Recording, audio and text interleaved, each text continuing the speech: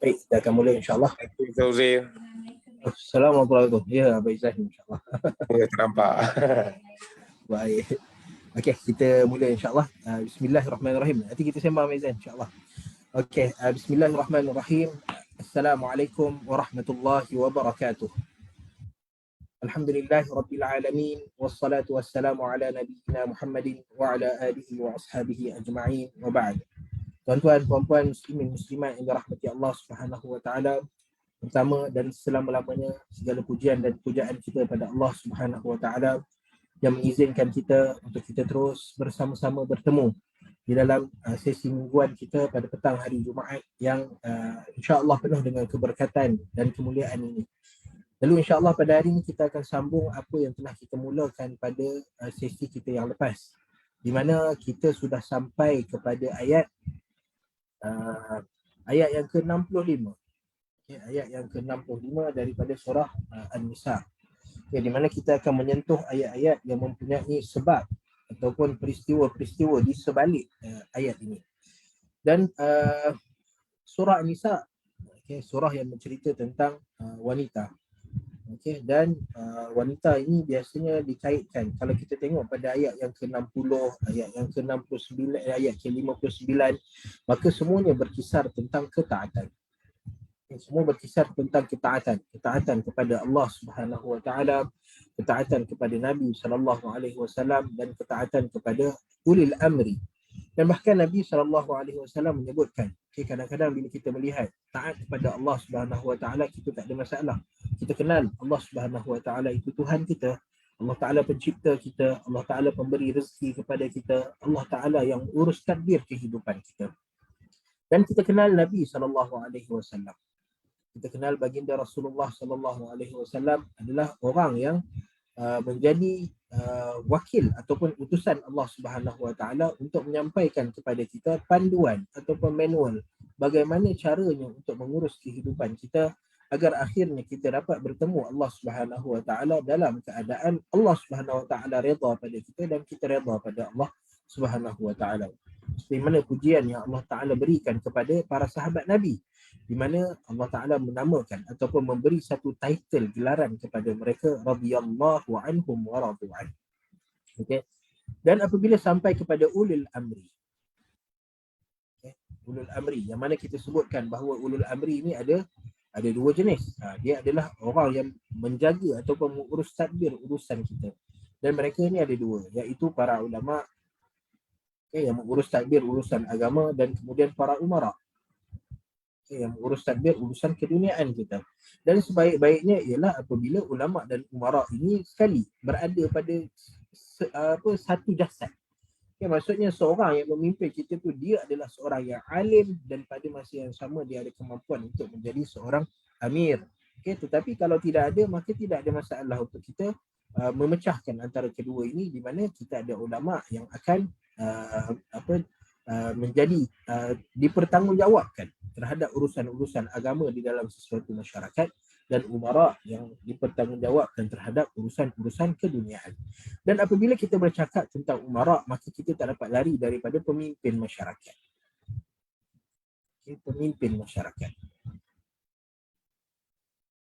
Kerana bagi kita, orang yang layak untuk digelar sebagai amir ini, orang yang dapat title amir ni, dia mesti seorang yang hebat, seorang yang gah, ada kedudukan, dan dia memimpin sesuatu benda yang besar. Dan kita dah sentuh dah bagaimana tentang ketaatan kepada seseorang yang dinamakan sebagai amir. Macam mana kita taat kepada alim ulama.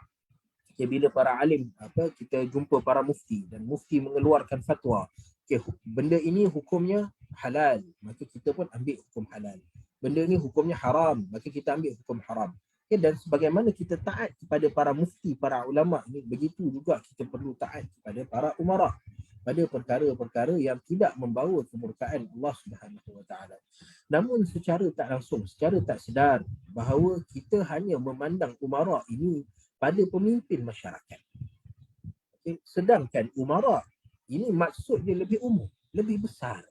Di mana Nabi SAW menyebutkan dalam satu hadis baginda, kullukum ra'in wa kullukum mas'ulun an ra'iyatih.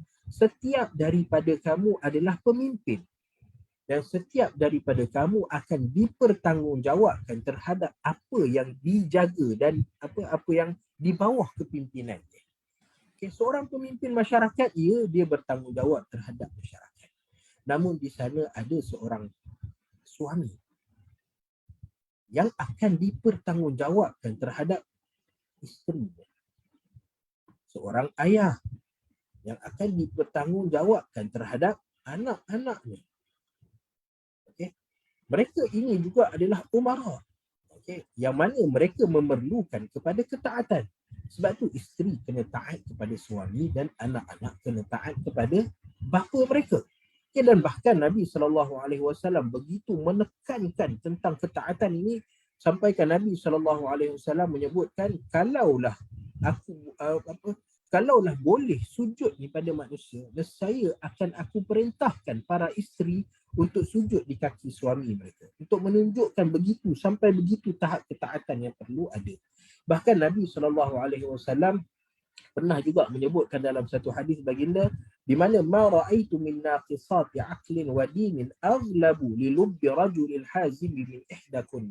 Maksudnya Nabi SAW tak pernah tengok orang yang paling tak taat kepada seseorang, melainkan perempuan isteri-isteri tak taat pada suaminya. Okey, itu Nabi SAW beritahu kerana sukar.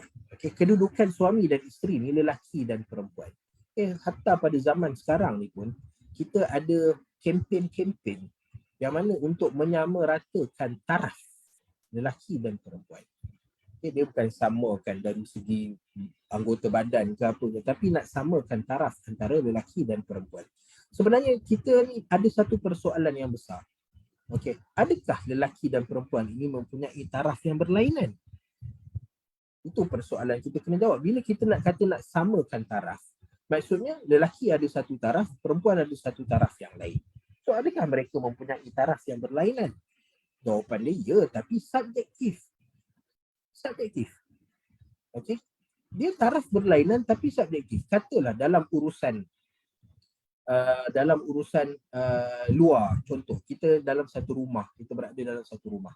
Lalu urusan dengan jiran, urusan dengan bil api, bil air, apa lagi? Urusan dengan pejabat tanah, urusan dengan apa? So benda-benda yang berkaitan dengan urusan luar ni, adakah kita nak sama tarafkan lelaki dengan perempuan? Tak boleh, kita kena letak lelaki duduk di atas. Okay, sebab berurusan dengan orang-orang ni menyebabkan ada tekanan-tekanan, ada perbincangan-perbincangan yang agak sukar bagi perempuan untuk lalu benda-benda seperti ini. Okay? Tetapi dalam perbincangan dalam rumah contohnya, okay, bila bayi yang baru dilahirkan, nak jaga macam mana, makan, pinggan nak susun kat mana. Sebab yang akan banyak berinteraksi dengan benda-benda di dalam rumah ni adalah isteri. Okay, maka dalam kawasan dalam rumah, kedudukan isteri ataupun taraf dia lebih tinggi. Maksudnya dari segi kita pandang dari setiap isu. Okay, kita tak boleh nak kata semua benda lelaki lagi tinggi, semua benda perempuan lagi tinggi. Setiap orang Allah Subhanahu Wa Taala dah letakkan kedudukan dia yang sesuai dengan penciptaan dia. Okay, sebab tu bila ada orang yang nak kata samakan taraf antara lelaki dan perempuan, maka kita agak pelik dengan kempen seperti ini. Kita kata adakah perempuan dan lelaki tak sama taraf? Okey, bahkan kedudukan perempuan ni diangkat lebih tinggi. Lelaki boleh tayang muka, boleh tayang badan dia, boleh tayang tangan dia. Sukar dia nak sembunyikan. Kalau orang yang lelaki yang sentiasa tutup tangan dia, orang kata apa ni? Macam perempuan. Ataupun lelaki yang tutup rambut dia, apa ni? Okey, tetapi perempuan tak dibenarkan kerana mahalnya benda yang ada pada perempuan, maka tidak dibenarkan untuk dipertontonkan kepada orang ramai. So Islam angkat taraf dan kedudukan perempuan. Okey, lalu bila ada kempen seperti ini, maka kita ada persoalan-persoalan. Namun kita balik kepada isu kita. Okey, di mana para umara ini dia bukan hanya tertumpu kepada pemimpin-pemimpin masyarakat, tetapi pada masa yang sama dia berada dalam konteks yang lebih kecil.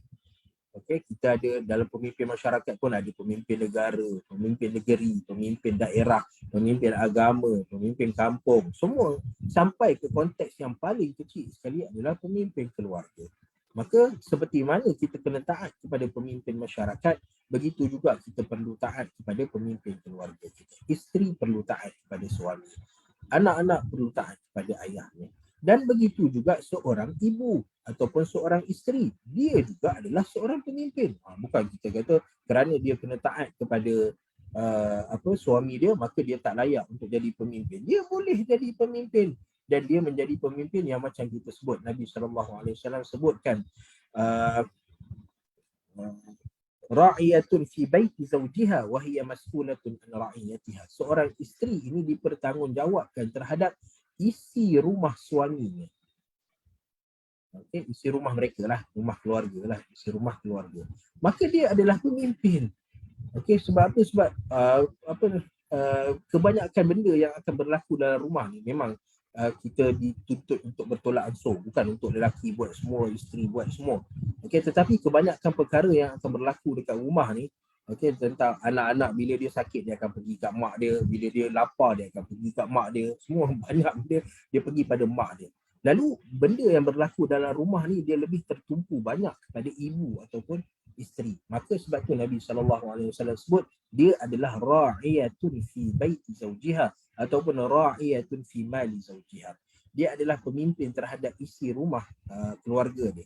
Okey, dari segi penampilan rumah, kebersihan rumah dan harta benda yang ada, aset-aset yang ada dalam rumah, maka isteri adalah pentadbir di dalam, ataupun bukan pentadbir, ra'i, adalah orang yang diberi tanggungjawab untuk menjaga benda tersebut. Okey, so itu umara. Okey, ulama dan umara. Dan seperti mana kita kena taat kepada pemimpin masyarakat, isteri kena taat pada suami dan ayah, isi rumah, anak-anak terutamanya wajib mentaati ibu mereka. Okey, dan suami dan ayah walaupun dia secara umum dia Allah Subhanahu Wa Taala sebut walir rijali alaihin darajah. Kedudukan suami dan isteri ni, walaupun suami ni ada satu tingkat lebih tinggi daripada isteri, namun dalam perkara-perkara yang melibatkan benda-benda yang melibatkan kerehatan isteri, ketenangan isteri, maka suami dia kena ikut isteri dia. Okey, kalau isteri dia penat, perlukan kepada maid, maka dia perlu sediakan. Okey, kalau isteri dia sakit, okey, isteri dia tak mampu ataupun isteri dia tak mahu untuk menyusukan anak contohnya, okey, maka suami perlu cari bagaimana cara untuk menyusukan anak tersebut. So benda yang berlaku di dalam rumah ini maka banyak tertumpu kepada ketenangan dan kebahagiaan seorang isteri. Maka kalau kita tengok sekarang ni pun orang cakap apa, happy wife happy life, macam tu lah lebih kurang kan. Isteri tenang, isteri bahagia, maka insyaAllah yang lain semua akan tenang. Tapi masalahnya ialah apabila seorang lelaki ni dia tak boleh nak turunkan ego dia. Dia rasa dia, saya adalah pemimpin, semua benda saya kena lalu saya. Hatta dalam perkara-perkara yang melibatkan keselesaan, ketenangan di dalam rumah pun dia kata kena ikut cakap saya. Kesian pada isteri. Okay? Isteri dia nak kita minta dia untuk masak, kita minta dia untuk bersihkan rumah, kita minta dia untuk setrika baju, minta macam-macam permintaan kita. Tapi bila isteri minta untuk sediakan kemudahan, nak masak, sediakanlah peti ais, sediakanlah tempat masak, dapur, sediakan apa lagi. Nak setrika baju, sediakan setrika, sediakan board, iron board, sediakan keperluan-keperluan yang diperlukan. Tak bolehlah kita tuntut macam-macam dan kemudian kita kata ikut je. Okey, peti ais nak, okey beli yang saiz ni je. Sedangkan kita punya makan, tengok macam saiz suami masya-Allah punya besar. Makan sekali makan seekor ayam. Tapi peti ais beli kecil. Okey, yang letak boleh muat seekor ayam. Habis seekor ayam tu habis. So satu penyiksaan terhadap isteri untuk menyediakan apa yang diperlukan oleh suami dia. Okey. Cuma apa yang kita nak ceritakan pada hari ini adalah perkara yang berunsur ketaatan. Okey, kita nak cerita ulul amri ini dia bukan hanya pemimpin masyarakat tetapi dia lebih luas daripada itu. Dalam ayat ke-65 surah An-Nisa, Allah Subhanahu Wa Taala menyebutkan, "Fala wa rabbika la yu'minun." Kita baca sekali lagi ayat ini. A'udzu billahi minasy syaithanir rajim. Bismillahirrahmanirrahim. فلا وربك لا يؤمنون حتى يحكموك فيما شجر بينهم ثم لا يجدوا في أنفسهم حرجا مما قضيت ويسلموا تسليما. Baik, dalam ayat ini Allah Subhanahu Wa Taala menyebutkan beberapa perkara. Okay. Yang pertama, Allah Subhanahu Wa Taala bersumpah dulu. Fala wa rabbik. Dan Allah Subhanahu Wa Taala bersumpah dengan siapa? Dengan dirinya sendiri. Fala wa rabbik. Dan demi Tuhanmu wahai Muhammad. Allah Taala bersumpah dengan dirinya. Tidak ada zat yang lebih hebat melainkan Allah Subhanahu Wa Taala. Maka Allah Subhanahu Wa Taala bila ajar kita bersumpah, Allah Taala boleh bersumpah dengan siapa sahaja, apa sahaja Allah Taala nak. Sebab Allah Taala Maha berkuasa, Allah Taala memiliki segala-galanya. Tetapi kita bila kita nak bersumpah, maka Nabi SAW menyebutkan man kana halifan falyahlif billah. Siapa yang nak bersumpah, maka bersumpahlah dengan nama Allah Subhanahu Wa Taala. Okey. Wa rabbika, kerana sumpah itu menunjukkan kita mengagungkan sesuatu. Okay, Allah Ta'ala bila sebut wattini wazzaitun, maka kita faham daripada sumpah Allah Subhanahu Wa Ta'ala terhadap buah tin dan buah zaitun, ia adalah benda yang hebat. Fa wa rabbis sama', itu nama Allah Ta'ala. La'amruk. Nabi Allah Subhanahu Wa Ta'ala bersumpah dengan Nabi SAW kerana nak menunjukkan bahawa kedudukan Nabi SAW kedudukan yang hebat. Okay, was-sama'. Allah Ta'ala sebut was-sama' izatil buruj wasyamsi wa duhaha. Okay, berapa banyak Allah Ta'ala sumpah dengan makhluk-makhluk Allah Ta'ala, yang mana kita tengok makhluk-makhluk Allah Ta'ala yang Allah Ta'ala bersumpah dengan semua makhluk-makhluk yang hebat. Okay, maka sumpah itu menandakan ia adalah satu benda yang kita sedang mengagungkan sesuatu. Okay, maka kerana itu Nabi SAW mengajar pada kita, apabila kamu nak sumpah, maka bersumpahlah dengan benda yang paling agung ada dalam benda yang paling agung, iaitu Allah Subhanahu Wa Ta'ala. Okay, maka Allah Ta'ala sebut dekat sini fala wa rabbik, dan demi Tuhanmu wahai Muhammad, la yu'minun, mereka tidak beriman. Okay, dalam Al-Quran ataupun dalam hadis Nabi SAW, apabila disebutkan tidak beriman, okay, tidak beriman, maka ia bermaksud salah satu daripada dua. Okay, salah satu daripada dua. Yang pertama, menafikan iman. Memang iman tak ada langsung.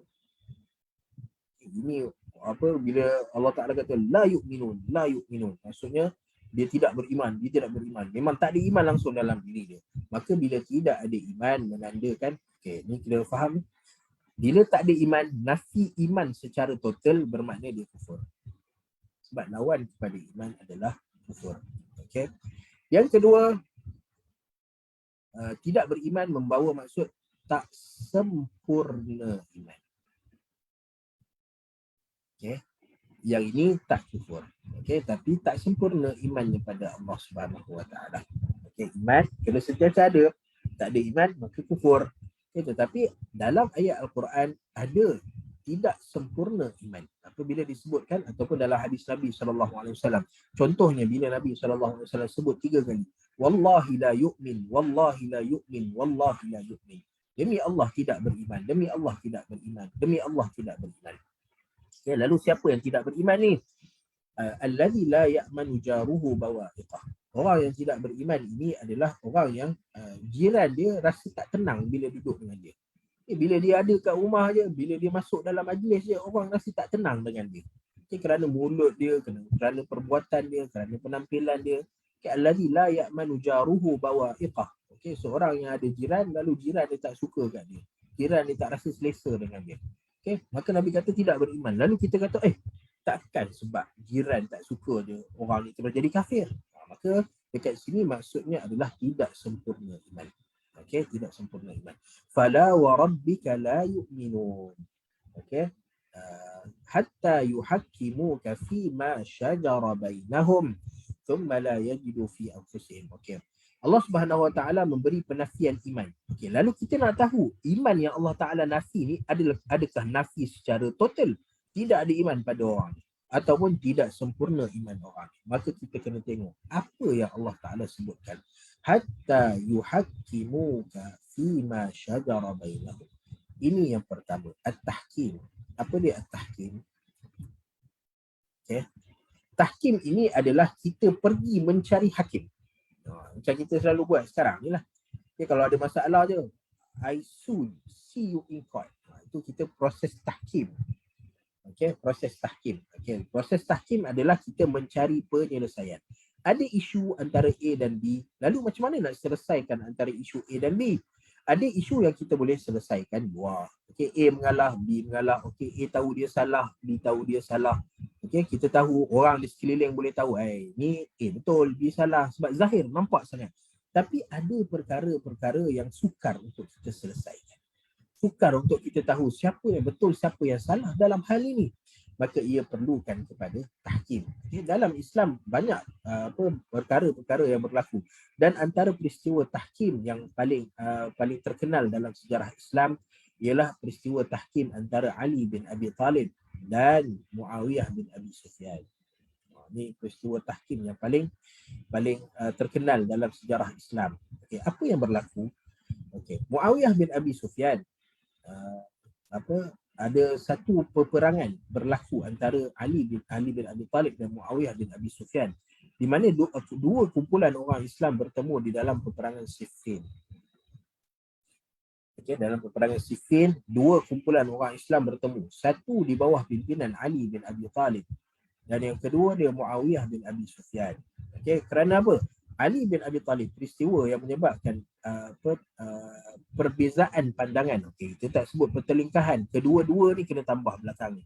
Ali radhiyallahu taala anhu, Muawiyah radhiyallahu taala anhu. Dua-dua adalah sahabat Nabi. Yang mana sahabat Nabi Allah Taala puji mereka dalam Al-Quran, dan tidak layak dan tidak seharusnya bagi mana-mana orang yang beriman pada Allah Taala untuk mencela mana-mana sahabat Nabi. Bahkan ada hadis yang begitu jelas, Nabi kata, la tasubbu ashabi.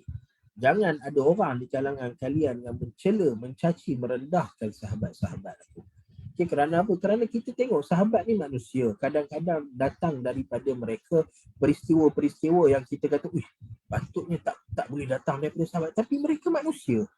Mereka manusia yang menyebabkan ada peristiwa-peristiwa kesalahan-kesalahan yang berbentuk manusia yang berlaku pada mereka. Okay. Lalu kita tengok antara peristiwa yang berlaku adalah ketika mana Ali dan Muawiyah mereka berbeza pandangan. Mereka berbeza pandangan pasal apa? Pasal setelah Ali bin Abi Talib, setelah Uthman bin Affan radhiyallahu taala anhu. Okay. Uthman bin Affan mati dibunuh. Okay. Khalifah Uthman mati dibunuh di dalam rumah dia ketika dia membaca Al-Quran. Okay. Lalu apabila Uthman radhiyallahu taala anhu mati dibunuh, maka perlu pengganti sebagai khalifah. Okay, perlu pengganti sebagai khalifah. Maka ada orang dia nak naikkan Muawiyah bin Abi Sufyan. Okay, dia nak naikkan bukan Muawiyah ni, tapi Bani Umayyah. Okay, Bani Umayyah. Dia orang-orang Arab ni dia kan dia bergantung kepada dia hidup mereka adalah hidup kabilah. Hidup ada kelompok-kelompok. Ada bani sekian. Bani ni maksudnya anak-anak, cucu-cucu. Macam kita pun sekarang ni kita ada anak-anak dan cucu-cucu keluarga apa yang famous dekat Malaysia ni. Keluarga saya pun kurang mahir sikit pasal keluarga ni. Okay, so Bani sekian. Umayyah ni adalah nama orang. Dan dia adalah seorang yang hebat. Dan kerana kehebatan dia, orang nak anak-anak dan cucu-cucu dia semua nisbahkan diri pada dia. Kami adalah Bani Umayyah. Okay, Hashim. Hashim bin Abdul Manaf. Okay, moyang Nabi SAW. Hebatnya orang bernama Hashim ni, maka orang yang berada di anak-anak cucu-cucu dia semua ni disebahkan kepada Bani Hashim. Hatta Nabi SAW juga dinisbahkan kepada Bani Hashim. Dan hebatnya Bani Abdul Muttalib, datuk Nabi, sampai orang menisbahkan diri mereka kepada Bani Abdul Muttalib. Okey, ni nak tunjuk Bani itu apa? Bani ini anak dan cucu kepada orang-orang tertentu yang hebat. Okey, lalu Muawiyah bin Abi Sufyan ni dia daripada Bani Umayyah. Lalu setelah Uthman bin Affan adalah daripada Bani Umayyah. Dan Uthman bin Affan ni mati dibunuh. Okey, dan orang-orang Bani Umayyah ni dia nak menuntut balas. Dia nak menuntut bela di atas kematian Uthman bin Affan radhiyallahu taala. Lalu dia nak khalifah ni diberikan kepada orang-orang Bani Umayyah juga, sebab Uthman sedang pegang, Uthman daripada Bani Umayyah, dan dia sedang pegang kuasa mewakili Bani Umayyah. Lalu Muawiyah ataupun kumpulan Bani Umayyah ni nak khilafah ni diberi kepada Bani Umayyah. Walau bagaimanapun majoriti para sahabat dan orang Islam pada waktu itu mereka memilih Ali bin Abi Talib. Memilih Ali bin Abi Talib untuk menjadi khalifah. Lalu Muawiyah radhiyallahu taala anhu, dia pergi pada Ali bin Abi Talib dan cakap pada Ali, wahai Ali, Bani Umayyah akan bai'ah kamu sebagai khalifah, tapi syaratnya adalah untuk tangkap pembunuh Uthman bin Affan. Pembunuh Uthman mesti ditangkap dulu, barulah kami bai'ah kamu, kami terima kamu sebagai khalifah. Maknanya mereka bai'ah, mereka terima Ali bin Abi Talib, tapi mereka nak pembunuh Uthman ini ditangkap. Okay. Ali bin Abi Talib, apabila Ali pegang kuasa, maka Ali memang nak tangkap. Dalam Islam, orang yang membunuh orang lain, hukum dia hukum qisas, ataupun ada hukum qisas, mati dibunuh, bunuh dengan bunuh. Al-hurru bil-hurri wal-'abdu bil-'abdi. Allah Ta'ala letaklah. Okay, Ali bin Abi Talib takkan nak biarkan pembunuh Uthman radhiyallahu ta'ala anhu bebas. Okay, walau bagaimanapun Ali menghadapi kesukaran. Yes, Ali menghadapi kesukaran di mana ramai yang mempertahankan. Orang pembunuh Uthman bin Affan ni dia ada ramai. Okey, nak cerita tentang pembunuhan Uthman bin Affan ni panjang cerita dia. Okey, tapi nak ceritanya bahawa mereka ni bukan daripada satu bani je. Okey, mereka terdiri daripada pelbagai bani. Okay, pelbagai bani yang merancang, yang nak membunuh Uthman bin Affan radhiyallahu ta'ala anhu. Banyak kabilah. Okey, lalu Ali bin Abi Talib kata, kalau kita nak tangkap membunuh Uthman bin Affan, maka perang yang besar terpaksa dilancarkan. Okey, memang kena perang lah. Nak dapatkan, nak lawan kabilah-kabilah ni semua sebab nak dapatkan pembunuh Uthman bin Affan. Okey, bukan Ali bin Abi Talib tak nak. Bukan Ali bin Abi Talib takut. Ali bin Abi Talib adalah antara orang pertama yang menghunus pedang dia kerana Allah Subhanahu Wa Taala dalam peperangan Badar. Okay, sebelum orang dua kumpulan ni bertemu, Ali bin Abi Talib dulu pergi ke depan dan berperang. Okey. Berlawan satu sama satu. Ali bin Abi Talib adalah seorang yang berani, tapi kerana keadaan umat Islam pada waktu itu. Okay, keadaan umat Islam pada waktu itu keadaan yang amat kucak-kacir. Perlukan kepada kestabilan dari segi pentadbiran. Okay, lalu Ali bin Abi Talib kata bukan tak nak lancar perang, tapi kalau lancar perang dalam keadaan negara Islam tengah terumbang-ambing, yang ni masih belum Yaman belum tahu keadaan macam mana, Madinah, Mekah belum tahu macam mana, dekat utara, dekat Tabuk tak tahu macam mana, dekat Syam, dekat Iraq tak tahu keadaan macam mana, maka bila keadaan tak stabil, maka tak boleh nak lancar perang. Dia jadi satu tambah beban. Dahlah ada beban, nak kena satukan balik orang-orang Islam yang bertelagah. Lepas tu tiba-tiba nak lancar perang pula. Dan lancar perang ni bukannya kepada satu kumpulan, tapi kepada pelbagai kumpulan. So agak sukar bagi Ali bin Abi Talib untuk melaksanakan perkara tersebut. Okey. Lalu oleh kerana syarat yang diberi oleh Muawiyah bin Abi Sufyan pada Ali adalah untuk Ali tangkap dan bunuh dan hukum pembunuh Uthman, tapi Ali kata sukar, maka menyebabkan berlakunya perbezaan pandangan antara keduanya. Okey, maka bila berlaku perbezaan kerana Muawiyah kata kena tangkap pembunuh Uthman. Okey, sebab apa? Bunuh seorang khalifah ni dia bukan benda yang kecil. Okey, pembunuh Umar bin Al-Khattab telah ditangkap dan dibunuh, tapi kenapa pembunuh Uthman tak ditangkap dan dibunuh? Okay. So ini persoalan yang datang pada Muawiyah yang menyebabkan dia tak bersetuju dengan Ali bin Abi Talib. Sedangkan Ali bin Abi Talib ada ijtihad. Kerana itu para ulama selepas mereka ini apabila bercerita tentang perkara pertelingkahan antara Ali bin Abi Talib dan Muawiyah, maka mereka kata Ali bin Abi Talib benar. Okay. Kerana apa? Kerana Ali bin Abi Talib adalah pemimpin pada waktu itu dan Ali bin Abi Talib ada sesuatu yang dinamakan sebagai ijtihad. Okay, di mana kita dah cerita sebelum ini bahawa seorang pemimpin ada ijtihad. Di mana ijtihad ini mustahil dapat dosa. Tidak akan ada dosa dalam ijtihad. Okay, namun ijtihad mestilah berdasarkan kepada Al-Quran dan hadis Nabi SAW ataupun berdasarkan kepada manfaat dan mudarat. Okey, itu ijtihad. Okey. Maka tidak ada dosa dalam berijtihad. Maka kerana itu ramai daripada para ulama selepas mereka mendokong Ali bin Abi Talib. Okey, tetapi pada masa yang sama mereka tidak mencela Muawiyah. Okey, maka kita jangan tiru perangai Syiah. Okey, Syiah mereka turut menyokong Ali dan kita memang kata Ali benar dalam peristiwa kali ini, tapi kita tak cela Muawiyah. Berbeza dengan Syiah, maka mereka mencela habis-habisan Muawiyah. Bahkan di dalam mimbar-mimbar Jumaat mereka menggunakan mimbar-mimbar ini untuk mencela Muawiyah bin Abi Sufyan.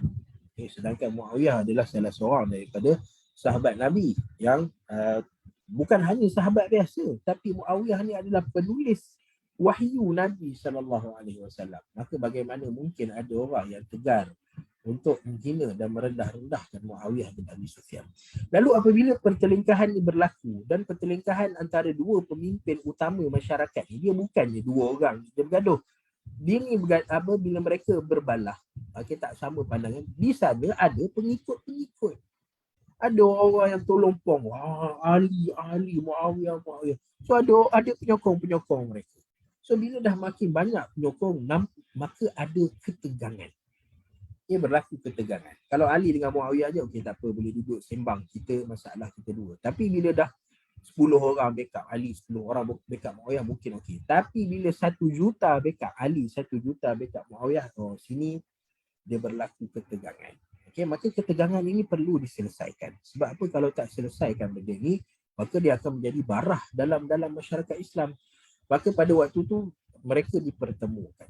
Ali bin Abi Talib dan Muawiyah bin Abi Sufyan dipertemukan di dalam Siffin. Okey, di mana di dalam Siffin ni, walaupun ia dinamakan peperangan, tapi sebenarnya tidak ada peperangan yang berlaku antara orang Islam dengan orang Islam.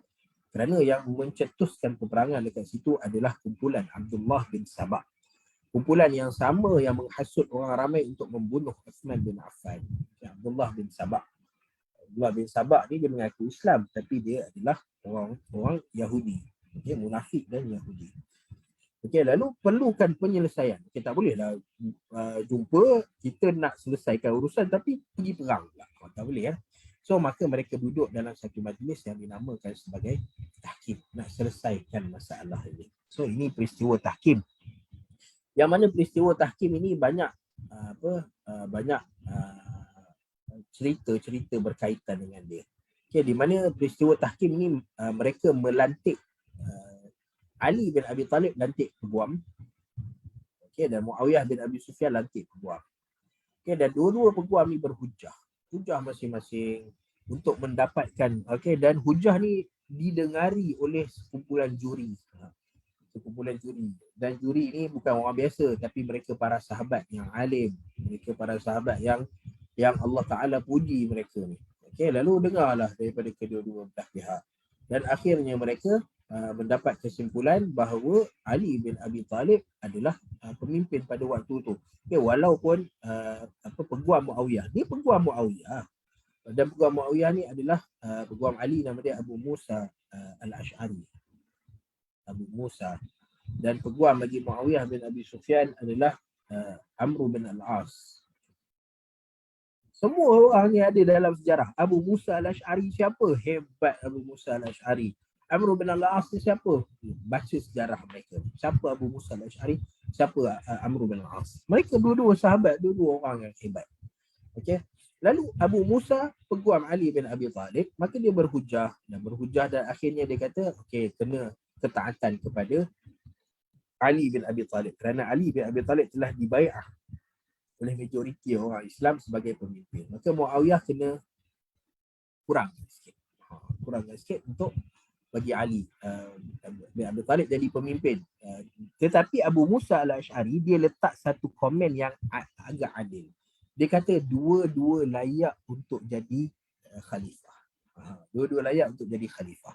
Okay, walau bagaimanapun Ali dibai'ah, maka kena taat pada Ali bin Abi Talib dulu. Okay. Adapun Amr bin Al-As radhiyallahu taala anhu, maka dia adalah peguam bagi pihak Muawiyah. Maka dia kata saya bersetuju dengan Abu Musa Al-Ash'ari.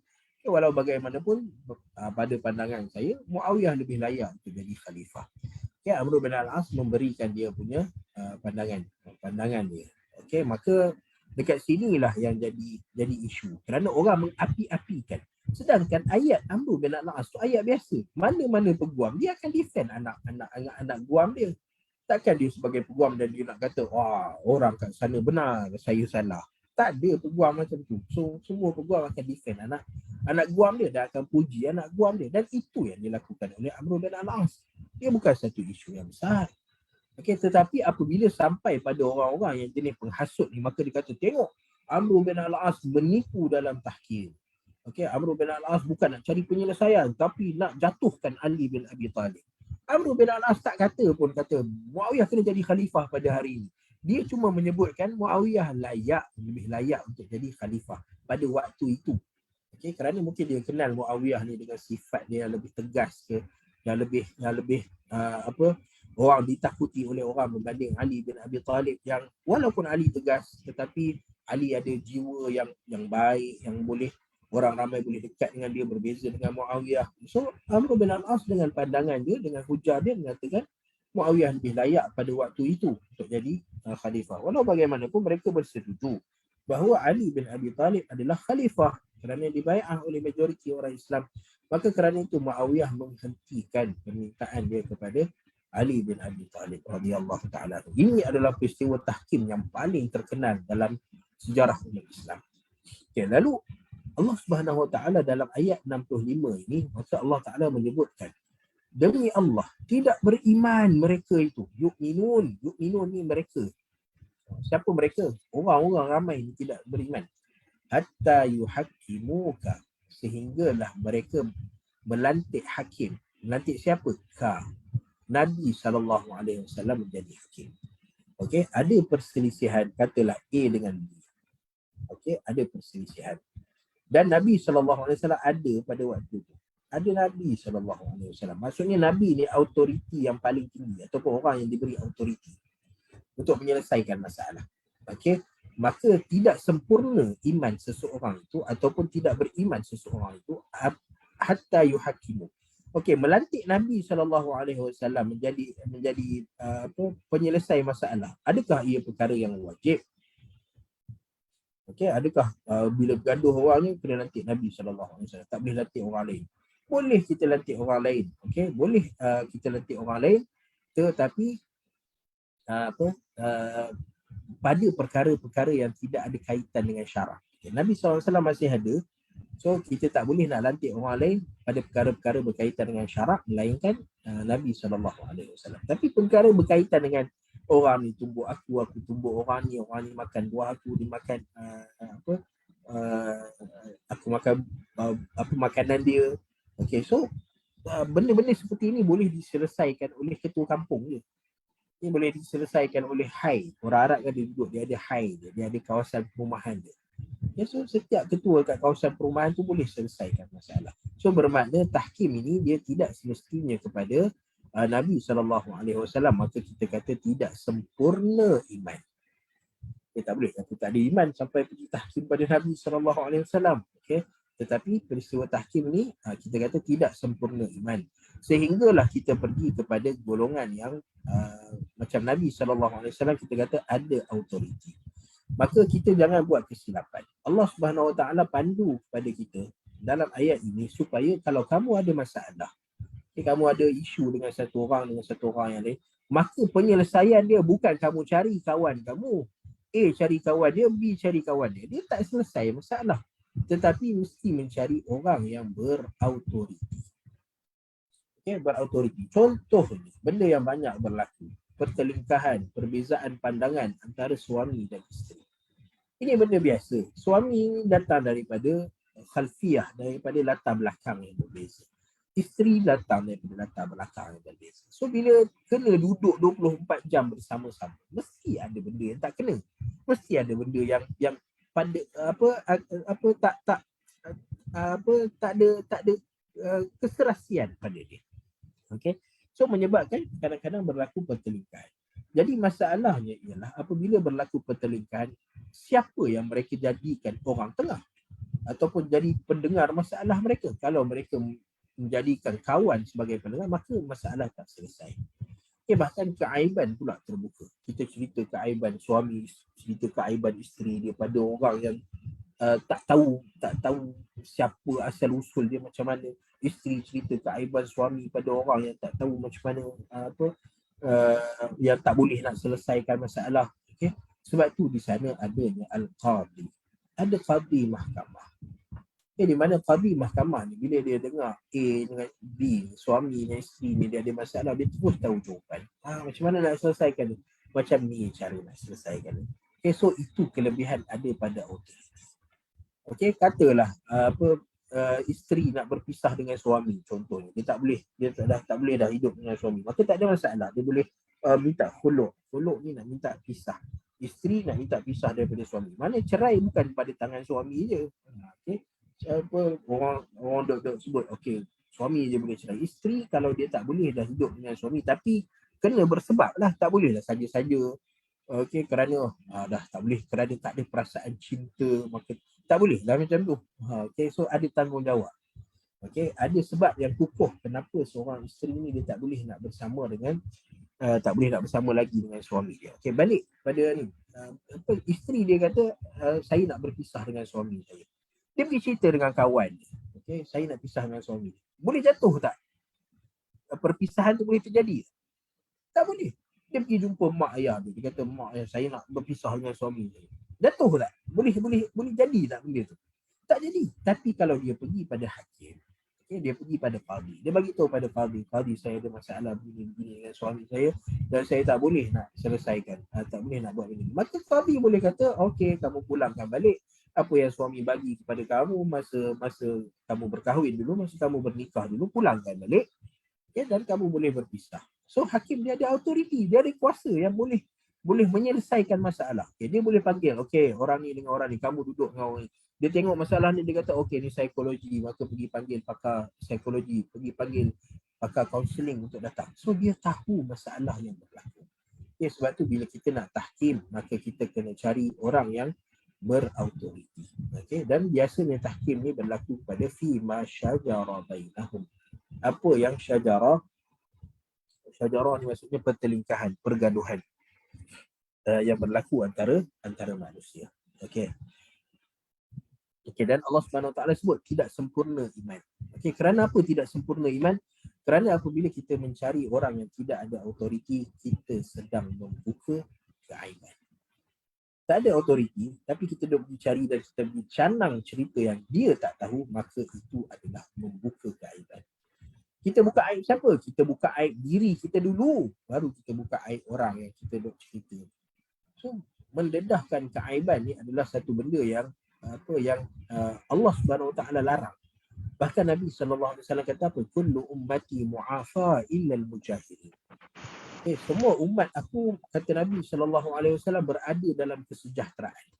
Allah Ta'ala akan pelihara dan jaga mereka selagi mana mereka tidak menjadi mujahir.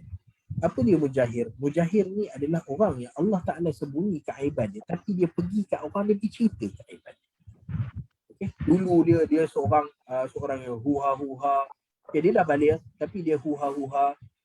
Lalu bila dia dah dapat keinsafan contohnya, dia dah dapat taufik dan hidayah daripada Allah Subhanahu Wa Taala, dia pergi kat orang dan dia pergi cerita, dulu masa saya ni saya buat sekian.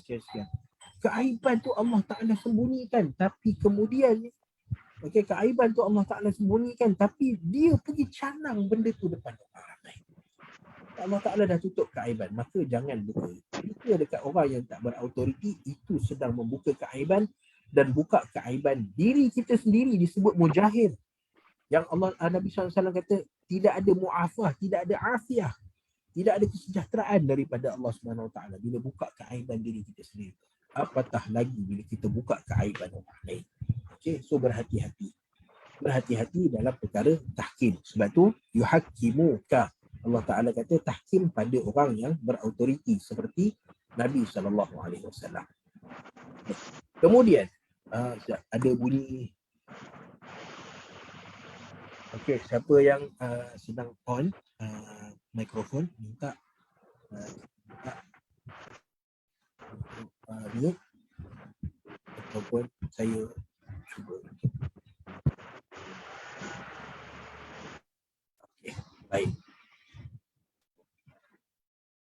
Okey. Balik kepada cerita kita, tahkim. Okey, mencari penghakiman. Dan penghakiman ni dia bukan pada suami isteri je. Anak bergaduh dengan anak contohnya. Okey, kita bergaduh dengan anak jiran. Okey, bergaduh kat sekolah. Okey, dan orang yang berautoriti untuk menentukan betul atau salah benda yang berlaku adalah orang yang tahu tentang undang-undang sekolah. Bawalah pergi jumpa guru. Okey, jangan duk bergaduh kat luar. Okey, anak bergaduh kat sekolah. Mungkin ada isu yang berlaku dekat sekolah. Okey, yang menyebabkan berlaku perbalahan antara mereka. Duk bawa balik, anak pergi cerita dekat mak, mak dia yang kawan ni pun cerita kat mak dia, bergaduh lah ibu dan bapa dan tak ada penyelesaian. Tapi kalau ibu dan bapa ni adalah orang yang tahu mereka nak menyelesaikan masalah, maka cari orang yang berautoriti pada waktu itu. Okay, kalau ada kes polis contohnya, bawa pergi polis, jangan selesai dekat luar. Okay, ada masalah pergaduhan contohnya, lalu yang ni pun pergi cari siapa, bawa geng balik datang, ini pun bawa geng, habis. Itu tak jadi penyelesaian masalah. Okay, itu yang pertama, tahkim. Yang kedua, thumma la yajidu fi anfusihim harajan mimma qadait. Ini yang kedua. Yang kedua di mana ada haraj. Apa dia haraj? Okay, haraj ni adalah satu benda yang berat dan beban. Okay. Bila orang datang, sahabat datang jumpa Nabi SAW nak ceritakan tentang pertelingkahan yang berlaku antara mereka, maka bila Nabi SAW dah buat keputusan, okay, dah ada keputusan daripada orang yang berautoriti macam Nabi SAW, maka tiba-tiba ada satu kumpulan ni, dia kata okay, A dengan B datang jumpa Nabi SAW. Okay, A dengan B.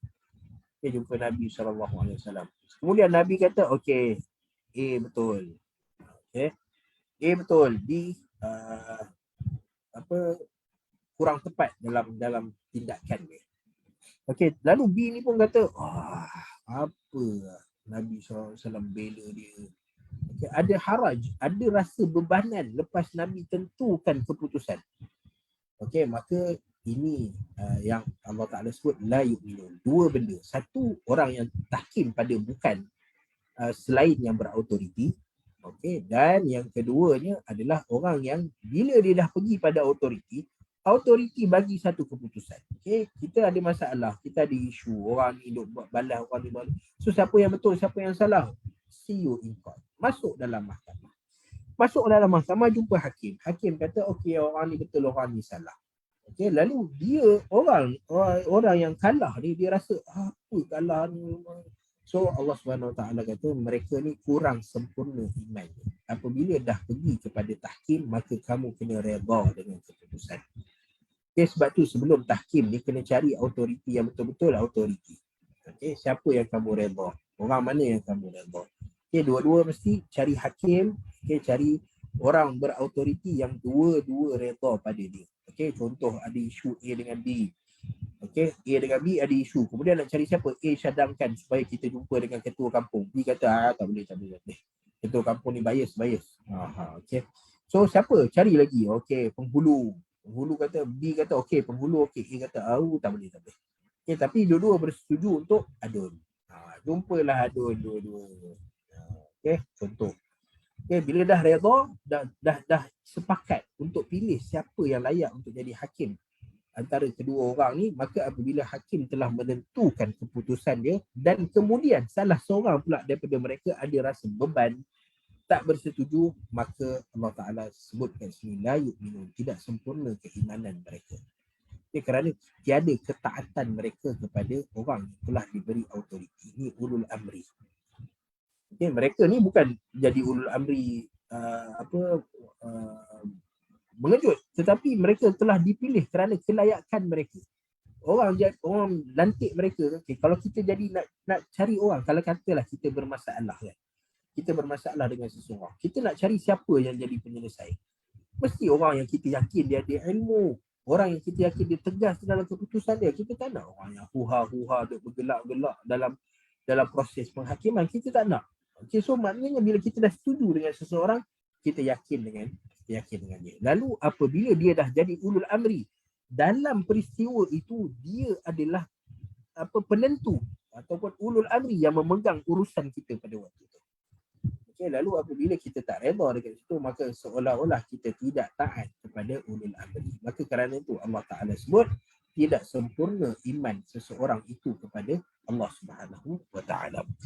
Okey, lalu thumma la yajidu fi anfusihim haraja. Okey, kemudian mereka tidak ada haraj, tidak ada sedikit pun. Okey, fi anfusihim. Okey, summa la yajidu haraja, Allah Subhanahu wa taala boleh disebut terus summa la yajidu haraja mimma qadait. Okey, Allah Taala boleh sebut, tapi kenapa Allah Taala sebut fi anfusihim? Okey, kerana orang ni kadang-kadang dia tak setuju dengan hakim ni. Bukan tak setuju sepenuhnya, tapi dia tak setuju sikit je, ada beberapa part yang tak setuju. Okey, yang lain semua dia setuju. Okay, so dalam banyak-banyak penghakiman yang hakim bagi tu, mungkin dia panggil apa, penghakiman dia lah, penghakiman yang berjilid-jilid tu, mungkin penghakiman ni dalam 300 muka surat. Okay, yang dia tak setuju cuma mungkin dalam 2 muka surat je. Okay, so Allah Ta'ala nak bagi tahu bahawa walaupun tak setuju sikit pun fi anfusihim harajan mimma qadait, maka di sana ada tidak sempurna iman mereka. Okay. Dan kerana apa? Kerana kedua-duanya telah diberi peluang untuk membentangkan hujah masing-masing. A bentangkan hujah dia, B bentangkan hujah dia. Lalu bila dah settle hujah semua, hakim nampak, oh okey, ini betul dan ini salah. Okay. Dan Nabi SAW pun pernah ada peristiwa-peristiwa yang Nabi tak dapat nak bagi keputusan 100% betul. Okay, maka Nabi SAW sebut satu ayat. Okay, Nabi kata wala'alla ba'dukum alhanu min ba'di faqadaitu lahu ataupun fa'aqdi lahu faman qadaitu lahu fa innama hiya qita'atun minan nar. Okay. Maka Nabi SAW kata okey, ada 2 orang duduk depan Nabi SAW. Maka Nabi kata orang ni benar, dan kemudian Nabi sebut, Nabi kata okey, dalam peristiwa ni tak ada 100% benar, tapi orang ni dia boleh menang dalam kes ni sebab apa? Sebab la'alla ba'dukum alhanu min ba'd. Ada sebahagian orang dia lebih pandai berhujah berbanding sebahagian yang lain. Okey. Dia lagi pandai menyampaikan hujah. Dia lagi pandai untuk kalau zaman sekarang manipulate. Okey, untuk mengolah cerita dia supaya hakim bila dia dengar ni, hakim kata wah ini betul. Okey, dan seorang lagi pula berhujah tapi dia tak ada daya penarik, dia tak ada penegasan, dia tak ada penekanan. Okey, so menyebabkan hakim kata okey, walau bagaimanapun hakim dia kena bagi tahu orang ni menang kerana hujah dia. Walau bagaimanapun benda yang benar, kalau kamu betul-betul kamu yang menang ni, kalau kamu betul-betul benar, teruskan. Tapi kalau kamu ambil benda hak orang lain tanpa kebenaran, walaupun aku dah bagi keputusan, kata hakim, ia qita'atun minan nar. Sebenarnya kamu sedang ambil sebahagian daripada api neraka. Okay, so itu hakim bila dah bagi keputusan tu perlu diguna pakai. Semua orang kena pakai benda tu. Okay, tetapi hakim dia akan bagi disclaimer dia. Dia kata, okay, aku bagi kemenangan pada kamu kerana pandai berhujah. Tapi kalau kamu salah, kamu sedang ambil api neraka Allah Subhanahu Wa Taala. So kita kena bagi tahu. Okay, so setelah selesai pembentangan hujah masing-masing, maka jangan ada harajah. Jangan ada rasa beban. Jangan ada rasa, ada time kita menang, ada time kita kalah.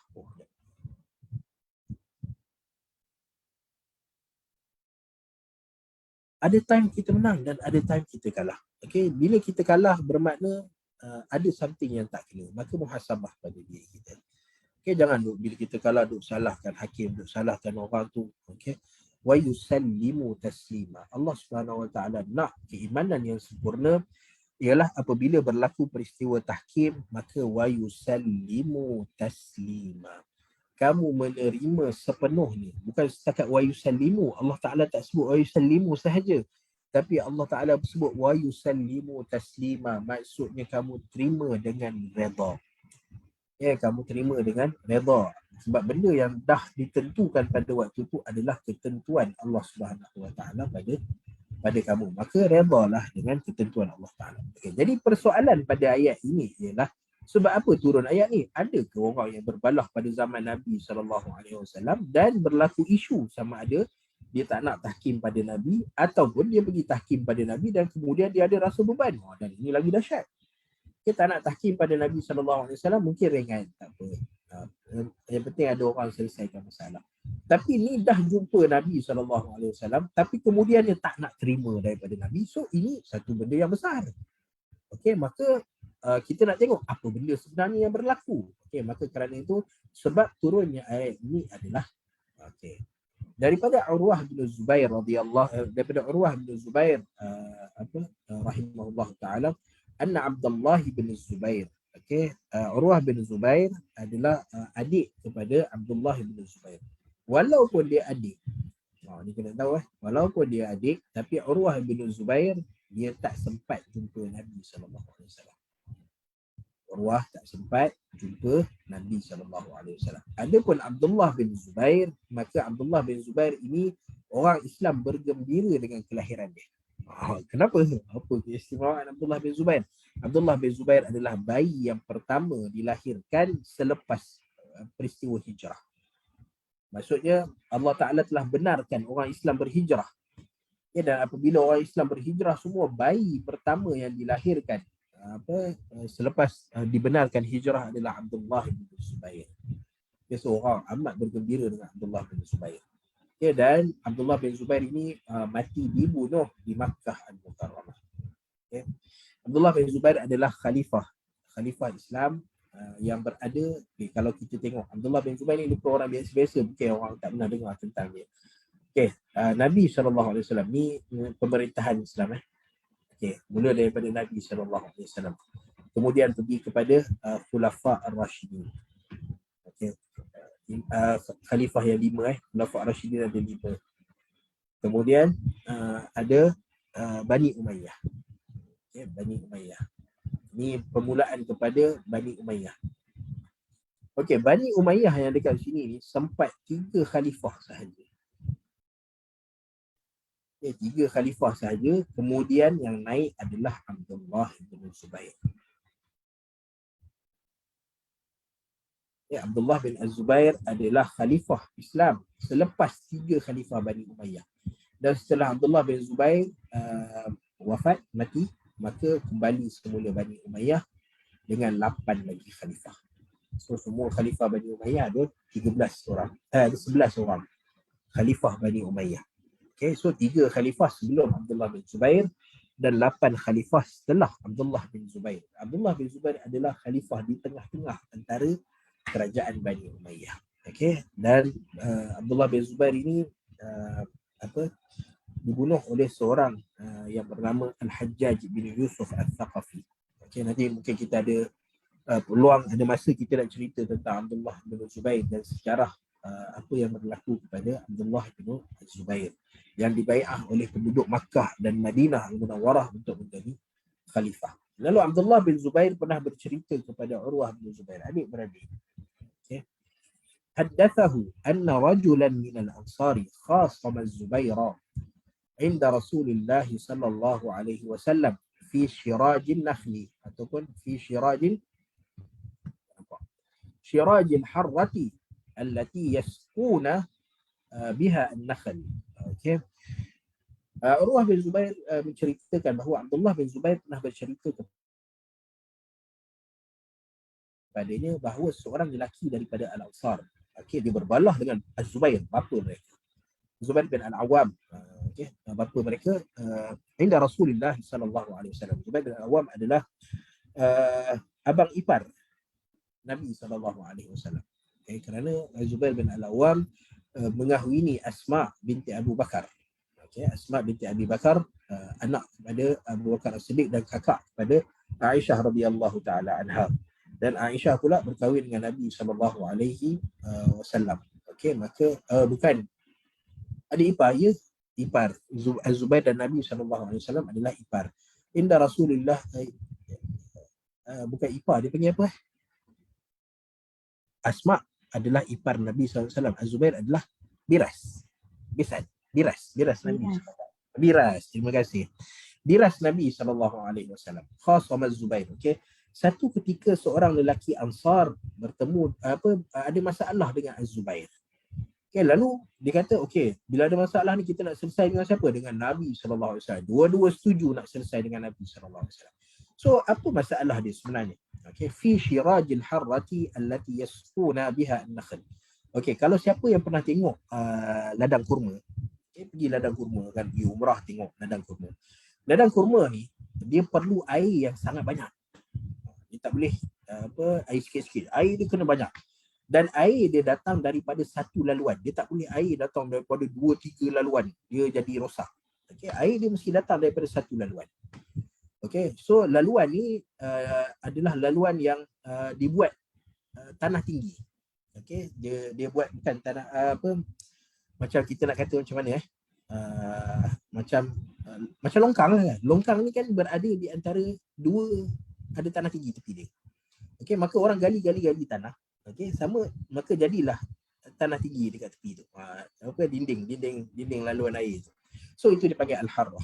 Okey, fi syirajil harrah allati yasquna biha an-nakhl. Okey, di mana tempat tu adalah laluan air. Okey, faqala al-ansari sarrih al-ma'a yamur. Okey, fa aba alaihim. Okey, maka al-ansari ni lelaki ansar ni kata pada Az-Zubair. Okey, kata pada Az-Zubair, okey, sebab air tu, sumber air tu dia lalu dekat kawasan Az-Zubair dulu, baru kemudian dia lalu dekat kawasan-kawasan lain. Okey, lalu Zubair nak kawasan dia penuh dulu, kemudian dia lepaskan air. Okey, maksudnya bukan dia Zubair nak sekat air tu, tapi tahan kejap sampai kawasan ladang kurma Zubair ni penuh, kemudian lepas air pergi dekat kawasan lain pula. Okey, sebab kalau tak kalau air tu lalu je, maka tak penuh. Air akan sikit-sikit je dekat kawasan ladang kurma. So macam kurma dia tak boleh nak keluar dengan cantik. Okey, kurma ni dia punya syarat dia untuk berbuah dengan cantik. Sebab apa kat Malaysia dia tak boleh jadi macam tu? Malaysia dia ada air kat bawah. Kalau tak ada air pun kita boleh buat sumber air, bagi banyak air dekat bawah. Tapi kita tak ada cahaya matahari dekat atas. Okey.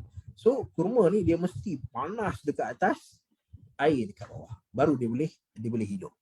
Okey, air tu pula mesti penuh. Kalau kita pergi ladang kurma yang tengah diairi, tengah disaliri, disalurkan air pada dia, maka kita tengok penuh, kita tak boleh nak pijak pun. Dia bukan macam ladang kelapa sawit, boleh kita pijak-pijak, ada air sikit-sikit. Tak ada, ni penuh air, memang tak boleh nak pijak. Okay. So Al-Ansari ni pula dia kata apa, so lelaki Ansar ni dia ada kebun sebelah kebun Zubair. Okay, kebun-kebun mereka ada yang ada pagar, ada yang tak ada pagar. Okay, dan kemungkinan kebun orang ni dia tak ada pagar. Okay, so dia duduk sebelah kebun Az-Zubair. Dan mereka berkongsi sumber air yang sama. Okay. Lalu Zubair dia kata, okey, penuhkan dulu. Okay, penuhkan dulu. Zubair dia punya ijtihad dia, penuhkan dulu kawasan ni, kemudian dia lepaskan air dekat Ansari ni. Tapi Al-Ansari ni dia kata apa? Sarrihil ma'a yamur. Lepaskan air tu biar dia lalu. Fa'aba alaihim, maka Zubair kata tak naklah, kalau lepaskan air nanti jadi tompok-tompok je lah air dekat kawasan dia. Tak naklah macam tu. Okay. So fakhtasamu inda Rasulillah sallallahu alaihi wasallam. Maka mereka pun pergi jumpa Nabi sallallahu alaihi wasallam. Okay, bila dah sepakat kata, okey, kamu nak siapa jadi hakim? Aku nak siapa jadi hakim? Dua-dua setuju. Okey, kita jumpa Rasulullah sallallahu alaihi wasallam. Maka mereka pun pergi berjumpa dengan Nabi sallallahu alaihi wasallam. Okey. Sampai jumpa Nabi SAW, maka diceritakan, okay, bila cerita, maka faqala Rasulullah SAW li Zubair. Okay, maka Nabi kata pada Zubair, isqi ya Zubairu thumma arsilil ma'a ila jarik. Okay, wahai, bila dah dengar, Nabi SAW pun tahu, Nabi ni bukannya orang yang tak tahu apa-apa, tak tahu berkenaan dengan Nabi mengembala kambing, Nabi pergi berniaga, Nabi duduk makan pokok buah kurma. So benda kurma ni adalah benda yang semua orang tahu macam mana nak menguruskannya. Okay, maka Nabi SAW pun bagilah jawapan, isqi ya Zubair. Penuhkan dulu, sebab Nabi tahu kena penuhkan air. Maka penuhkanlah Zubair ladang kurma kamu, kemudian arsilil ma', kemudian lepaskan air untuk jarik, untuk jiran kamu Al-Ansari ni. Maka Al-Ansari ni bila dia dengar keputusan Nabi SAW, maka dia kata faghadibal Ansari. Marah Al-Ansari ni depan Nabi SAW, dia marah. Lalu dia kata kepada Nabi SAW, ya Rasulullah, in kana ibn ammatik. Okey, wahai Rasulullah, Zubair bin Al-Awwam ni dia adalah sepupu kamu. Zubair bin Al-Awwam, kerana Al-Awwam bin Khuwailid kan, sepupu Khadijah. Zubair adalah Khadijah, macam mana? Zubair bin Al-Awwam, ibu Zubair ni nama dia Safiyah binti Abdul Muttalib. Okey, ibu Zubair ni nama dia Safiyah binti Abdul Muttalib.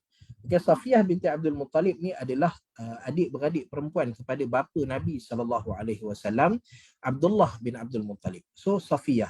Okey, so orang Ansari dia kata, wahai Rasulullah, Zubair ni sepupu kamu, anak kepada makcik kamu. Okey. So Rasulullah SAW fatalawwana wajhu Nabiillah sallallahu alaihi wasallam. Maka berubah muka Nabi sallallahu alaihi wasallam. Marah dengar benda tu. Kenapa ada orang tuduh Nabi sallallahu alaihi wasallam berlaku tidak adil? Ada orang tuduh Nabi sallallahu alaihi wasallam mengutamakan kroninya. Okey, sebab tu bila kita kadang-kadang bila kita berurusan dengan orang, katalah kita berurusan dengan A atau dengan B. Okey. Dan tiba-tiba kita tengok ada C ni, kita nak berurusan dengan C. Okey, kemudian C ni ada A, ada B dengan dia. Kita bersama dengan A, B ni lalu kita pergi dekat C. Okey, kita pergi kat C, tengok C ni dia mengutamakan si B ni. Okey, macam bila nak cari kerja contohnya. Okey, bila kita nak cari nak dapat projek contohnya. Okey, maka bila kita tengok rupanya si B ni dia ada kaitan dengan si C. Okey, maka kita pun tuduh nepotisma. Apa lagi? Kronisma. Apa lagi kita bagi? Okey, so kita kena hati-hati. Ini tuduhan yang berat ni. Okey, kita la'anallahu ar-rashi wal murtashi. Allah Taala melaknat orang-orang yang mengamalkan rasuah. Ya, rasuah ni benda-benda macam ni kan, nepotisma, kronisma, mengutamakan orang yang tidak ada kelayakan. Okey. So sebelum kita bagi tuduhan-tuduhan, benda ni berlaku pada zaman Nabi SAW.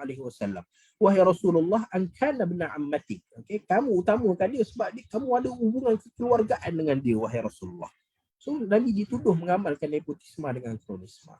Okey, so sebelum kita tuduh seseorang dengan nepotisma dengan kronisma, walaupun ada hubungan kekeluargaan, kita kena pastikan bahawa hukuman tu ataupun keputusan tu tak adil dulu. Okey, kalau keputusan tu tak adil, baru kita kata okey, ini nepotisme, ini kronisme. Tapi kalau keputusan tu adil, macam contoh 100 orang pergi interview. Okey, ada 2 orang ada kabel. Maksudnya ada orang kenal dalam ni ya. Dan 2 orang ni pula, orang lain semua diploma dengan 2 tahun pengalaman. Mereka ni pula degree dengan 5 tahun pengalaman. Okey, so apabila 2 orang ni diterima, maka boleh tak kita kata 2 orang diterima kerana nepotisme sebab ada kabel? Okay, mereka kenal orang dekat dalam tu. Bukan bererti orang dalam tu pakai kronisma, nepotisme. Tapi mungkin mereka diterima kerana degree dan 5 tahun pengalaman. Kerana diri mereka sendiri. Sebab tu, kita hanya boleh bagi tuduhan, kalau nak bagi pun, nak bagi tuduhan nepotisme dengan kronisma setelah kita tabayun. Dah minta penjelasan, dah minta situasi sebenar, dah tahu bahawa keputusan ni tak adil, keputusan ni ada kezaliman, baru kita bagi hukuman kita. Bukan awal-awal kata kerana kenal je nepotisme. Okey, so bila ada katalah si A dengan si B, okey, katalah saya ni nak bagi projek. Dia nak bagi projek si A dengan si B. Si A ni saya kenal dia sebagai seorang yang baik, taat pada Allah Subhanahu Wa Taala, amanah dalam urusan dia. Okey, si B ni bagi benda yang sama, bagi proposal yang lebih kurang sama, lebih kurang harga dia, lebih kurang cantik dia, kualiti dia lebih kurang sama. Tapi saya tak kenal si B ni macam mana. Takkan nak pergi suruh orang check B ni macam mana akhlak dia, perangai dia. Kan tak pasal-pasal kita jumpa benda keaiban pada si B. Maka saya akan pilih si A yang lebih saya kenal. Okey, dan benda kenal ni bukan sebab kronisma nak lebihkan dia kerana apa, tapi sebab kita kenal dia, amanah dia buat kerja apa semua. Lalu akan ada orang marah kata, nepotisma, kronisma. Dan inilah yang menyebabkan pembunuhan Uthman ibn Affan radhiyallahu taala. Okey, Uthman bin Affan, pada zaman Uthman bin Affan, kita pernah cerita sebelum ni, siapa dia Bani Umayyah ni? Bani Umayyah ni. Siapa dia Bani Umayyah? Bani Umayyah ni satu kumpulan, satu keluarga yang hebat daripada zaman sebelum Nabi SAW. Sebelum Nabi jadi Nabi lagi, mereka ni dah hebat dah, terkenal. Di antara orang yang terkenal, pemimpin yang terkenal dalam Bani Umayyah adalah Abu Sufyan. Abu Sufyan jadi pemimpin dekat kota Mekah ni sebelum Nabi SAW jadi Nabi lagi. Kita nak kata Bani Umayyah ni, orang-orang dalam dia bukan calang-calang orang. Al-Mughirah bin Syu'bah, Amr bin Al-As, Muawiyah bin Abi Sufyan. Okay, ramai generasi-generasi, Uthman bin Affan radhiyallahu ta'ala anhum ajma'in. So, orang-orang yang hebat dalam Bani Umayyah. Dan mereka ni pula hebat dalam kepimpinan. Mereka ada kemahiran dalam mengatur strategi, okey, dan dalam dalam nak mentadbir, mengurus tadbir, maka mereka ni ada kepakaran. Okay, menyebabkan pada zaman Uthman bin Affan radhiyallahu taala anhu, ramai sahabat Nabi sahabat Nabi hidup pada zaman Uthman bin Affan. Hatta isteri-isteri Nabi pun masih hidup lagi. Tetapi kelayakan untuk jadi pemimpin pada waktu tu banyak pada Bani Umayyah. Kelayakan pemimpin pada waktu tu banyak pada Bani Umayyah, macam Muawiyah bin Abi Sufyan. Kemudian ada Allahu Akbar, ada abang Muawiyah bin Abi Sufyan, nama dia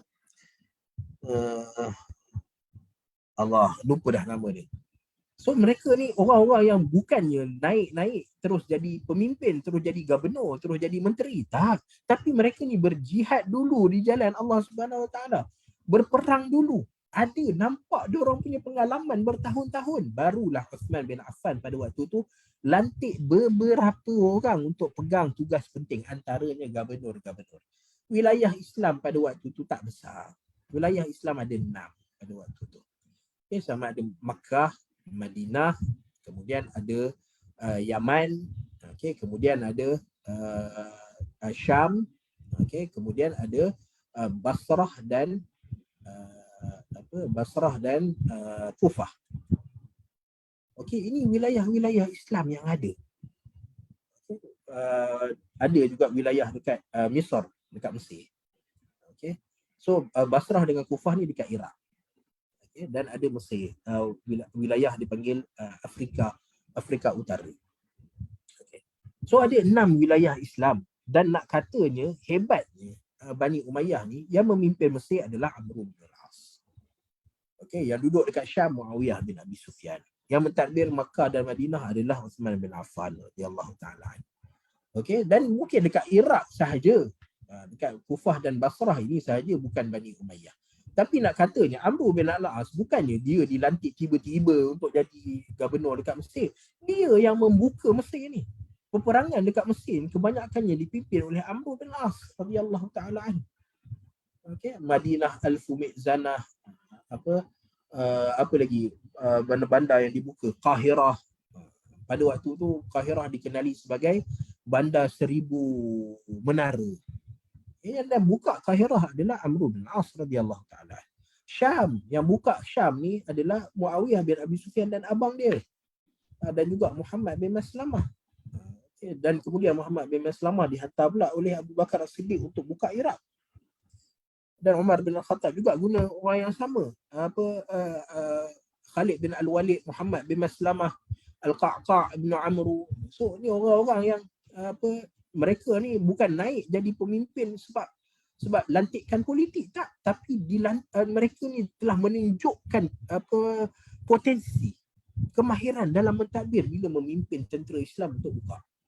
Okay, dan kemudian jaga susun atur strategi macam mana nak bangunkan balik negara tersebut. Maka mereka dilantik oleh Uthman bin Affan untuk jadi gubernur. Tapi datang Abdullah bin Sabah, dia kata apa? Tengok Uthman bin Affan mengamalkan kronisma. Dia lantik semua Bani Umayyah untuk jadi gubernur. Okay? Dia lantik majoriti kaum dia untuk jadi gubernur. Uthman bin Affan tak ada masalah nak tukar, tapi kalau nak tukar, bagilah siapa yang hebat untuk ganti. Tak naklah tukar-tukar dengan orang yang lagi kurang kualitinya. So mereka, orang-orang ni adalah orang-orang yang hebat kualiti dia. Uthman lantik mereka bukan kerana Bani Umayyah, tapi kerana kualiti kepimpinan yang ada pada mereka. Okay, kerana Abdullah bin Sabah tu sebut benda tu, kata wah Osman lantik kroni, menyebabkan orang ramai semua keluar pada Osman bin Affan. Minta pada Osman bin Affan supaya letak jawatan.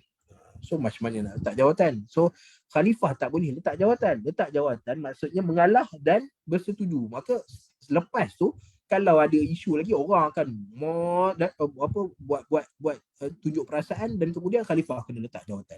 So negara Islam dia takkan stabil. So sebab tu Osman bin Affan tegas. Walaupun begitu, Osman bin Affan dia nak letak jawatan. Sebab dia kata aku tak nak darah tumpah disebabkan oleh aku. Saya tak nak darah orang Islam tumpah disebabkan oleh aku tu sampai tahap tu Osman bin Affan. Tapi sahabat tak bagi. Kalau Osman bin Affan letak jawatan, lepas tu orang akan ikut jejak langkah Osman bin Affan. Okey, maksudnya bukan orang ikut jejak langkah Osman bin Affan untuk letak jawatan, tapi orang akan ada masalah dia terus buat buat tunjuk perasaan, minta letak jawatan, khalifah pula kena letak jawatan. So dia tak jadi, kepimpinan tak jadi seperti itu. Okey, maka Osman bin Affan dia kekal sampailah ada orang yang ekstrim, lalu dia pecah masuk dalam rumah Osman bin Affan, lalu dia bunuh Osman bin Affan depan isteri dia ketika Osman sedang membaca Al-Quran. Okey, so Al-Ansari yang dalam cerita Zubair ni, maka faghadiba, dia kata wahai Rasulullah, kamu mengamalkan kronisma. Maka Nabi SAW fatalawana wajh Nabiillah. Sebab apa kita kena berhati-hati. Tuduhan rasuah, tuduhan nepotisme, kronisma ni, dia bukan ayat yang kita boleh sesuka hati dia kita campak pada orang. Kerana apa? Dia melibatkan maruah. Hukuman tu tak apa, tak ada masalah. Tapi maruah orang. Keaiban orang. Kita dengan sesuka hati ni kita menyentuh maruah dan keaiban orang. Kita suka ke kalau orang sentuh maruah keaiban kita? Orang sebut kita penipu, pembohong apa semua. Padahal kita salah cakap je pun. Kita tersalah cakap dalam satu situasi, dalam satu keadaan menyebabkan orang tuduh kita dengan macam tuduhan. Maruah kita tercemar. Kita malu nak keluar depan orang, tapi kita dengan selambanya menyebutkan orang ini sekian, orang itu sekian. Bila tanya bukti apa kamu ada? Tak ada. Tak ada, maka kita senyap. Min husni islamil mar'i, antara kesempurnaan Islam seseorang ataupun kebaikan Islam seseorang, dia tak masuk campur benda yang tak ada kaitan dengan dia. Tarkuhu ma la ya'ni, dia tinggalkan apa yang tak ada kaitan dengan dia. Maka Nabi bila marah, Nabi kata pada Zubair, wahai Zubair, wahai Zubair, ambil air itu semua, thummah bisil ma'a hatta yarji'a ila al-jadri. Kemudian tahan air itu. Biar air itu tak lalu ke depan, dia patah balik ke belakang. Balik semula ke tempat asal dia. Okay, Nabi SAW marah dengan tuduhan yang diberikan oleh Al-Ansari ini. Faqala Az-Zubair, wallahi inni la ahsibu hadhihi al-ayah nazalat fi zalik. Maka kata Az-Zubair bin Al-Awwam radhiyallahu taala anhu, demi Allah, aku yakin ayat ini turun disebabkan peristiwa tersebut. Fala wa rabbika la yu'minun hatta yuhakkimuka fima shajara bainahum thumma la yajidu fi anfusihim haraja. Okey, demi Allah tidak beriman mereka itu. Orang ayat ni dituju kepada siapa? Kepada orang yang sudah beriman kepada Allah Taala. So bermakna tidak sempurna iman seseorang itu hatta yuhakimuk, sehinggalah mereka mencari hakim pada orang yang berautoriti. Fima syajara bainahum, terhadap apa yang berlaku di antara mereka. Thumma la yajidu fi anfusihim haraja. Dan kemudian bila dia dah dapat keputusan, dia redha dengan keputusan yang ada. Okey, setelah apa? Dia dah bersetuju, dia dah nak lantik, dia yang lantik hakim tu sebagai hakim dia. Okey, lalu kemudian bagaimana mungkin dia kata saya tak setuju. Okey, so ini adalah satu tanda bahawa seseorang itu tidak sempurna iman kepada Allah Subhanahu wa taala. Bahkan Nabi SAW menyebutkan antara ciri orang munafik ialah idza khasama fajar. Okay, antara ciri orang munafik ialah apabila mereka berbalah dan bergaduh, maka fajar. Dia akan melampaui batas. Okay, dia tak ada tahkim dah. Tahkim tak ada, terima pun tak ada. So dia akan melampau batas. So apabila kita nak tahu kita ni orang yang betul-betul beriman pada Allah Ta'ala ke, ataupun orang yang ada kecenderungan untuk pergi ke arah munafik, maka tengok situasi kita apabila kita berbalah dengan orang. Kita berbalah dengan orang, adakah kita nak cari penyelesaian? Ya, kadang-kadang kita malu, kita nak penyelesaian tapi kita malu. Tapi ada orang bila dia ada masalah dengan orang, aku dapat dia, aku pukul-pukul ni. Dah tak tengok dah siapa betul siapa salah. Nak pukul orang, nak viralkan orang, nak apa lagi? Buat benda-benda yang melampau. Kalau kamu bergaduh dengan orang, kita gaduh dengan A, kita ada masalah peribadi dengan A, kita pergi viralkan dia depan orang ramai supaya orang tengok, tengok dia apa perangai dia macam gini. Sedangkan kita mungkin salah faham dengan dia salah faham dengan kita. Dan kalau duduk sama-sama, lantik seorang hakim, selesai masalah. Tapi kita lebih suka untuk melampau batas. Dan ketahuilah melampau batas dalam menyelesaikan masalah ini adalah antara sifat orang-orang munafik. Dan dia mengurangkan ataupun menghilangkan kesempurnaan iman dalam diri seseorang. Dan hadis ini diriwayatkan oleh Al-Bukhari dan Muslim. Hadis yang sangat kuat. Ini menceritakan tentang sebab turun ayat yang ke-65 daripada surah An-Nisa. Baik, kita pergi pada ayat seterusnya. Masih lagi bercerita tentang ketaatan kepada Allah Subhanahu Wa Taala dan kepada Rasul. Baik, ayat ini ayat yang ke-69. Ayat yang ke-69 daripada surah An-Nisa. Baik, kita tengok ayat ni sama-sama. A'udzu billahi minasyaitonir rajim. Bismillahirrahmanirrahim. Aku apa? 5 minit. وَمَنْ يُطِعِ اللَّهَ وَالرَّسُولَ فَأُولَئِكَ مَعَ الَّذِينَ أَنْعَمَ اللَّهُ عَلَيْهِمْ فأولئك مع الذين أنعم الله عليهم من النبيين والصديقين والشهداء والصالحين وحسن أولئك رفيقا. Ayat ke-69. Mungkin tak banyak benda yang kita boleh sentuh tentang bacaan ayat ni. An'amallahu alaihim minan nabiyyin. Tengok dekat sini. Tanda ni selalu kita jumpa dalam Al-Quran. Ni yang macam ni. Bentuk dia saya besarkan sikit. Dia biasa ada kantar pembesar kan. So bentuk dia adalah macam mana? Ni dan ini. Dia straight. Silap. Kita cuba padam je. Mana ni? Kita cuba straight. Ni dan ini. Ini apa dia? Ini adalah huruf ya. Ini adalah huruf ya. Kalau kita jumpa dalam Al-Quran, kalau kita jumpa bentuk ini dalam Al-Quran, maka ini tandanya adalah huruf ya. So sebab tu kita baca kat sini nabiyina. Alaihim minan nabiyina. Was-siddiqina was-syuhada'i was-salihin. Ini yang pertama. Dan yang keduanya adalah rafiqa. Apabila kita berhenti, maka berhenti dengan 2 harakat. Jangan berhenti dengan wa hasuna ulaika rafiqa. Itu tak ada 2 harakat. Ataupun kita berhenti wa hasuna ulaika rafiqa. Itu dah lebih daripada 2 harakat. So berhati-hati. Kita berhenti dengan mat iwad dipanggil. Mat iwad maksud dia ganti. Daripada tanwin 2 harakat baris atas ni, kita gantikan dia dengan baris atas saja. 2 harakat. Rafiqah. Dalam ayat ni Allah Subhanahu Wa Taala menyebutkan kepada kita, wa may yuti'illaha war rasul. Kita nak tengok ayat ni, tapi kita bacalah ayat ni, kita tangguhkan pada sesi kita akan datang insya-Allah. Kita tangguhkan pada sesi kita akan datang insya-Allah. Kita masih lagi menceritakan tentang ketaatan kepada Allah dan Rasulnya. Di mana dekat sini, tadi kalau kita tengok ayat 65 ni, ayat 65 dia ayat sebelum ayat 65 menceritakan tentang perlu kepada ketaatan. Perlu dan kewajipan untuk taat. Dan bila wajib taat, maksudnya bila dah keluar arahan kena redha. Dan kemudiannya dekat ayat yang ke-69 Allah Subhanahu Wa Taala menceritakan tentang anugerah ataupun hadiah kepada orang-orang yang berjaya redha dan berjaya taat pada perintah Allah Subhanahu Wa Taala dan Rasul dan ulil amri. Okey, ada dia punya anugerah dia. Allah Subhanahu Wa Taala bila Allah Subhanahu Wa Taala bagi balasan, Allah Subhanahu Wa Taala tak tengok kepada natijah, kepada hasil. Okey, kadang kita taat pada orang, hasil dia tak baik. Tapi kita taat. Tapi Allah Taala tengok pada usaha.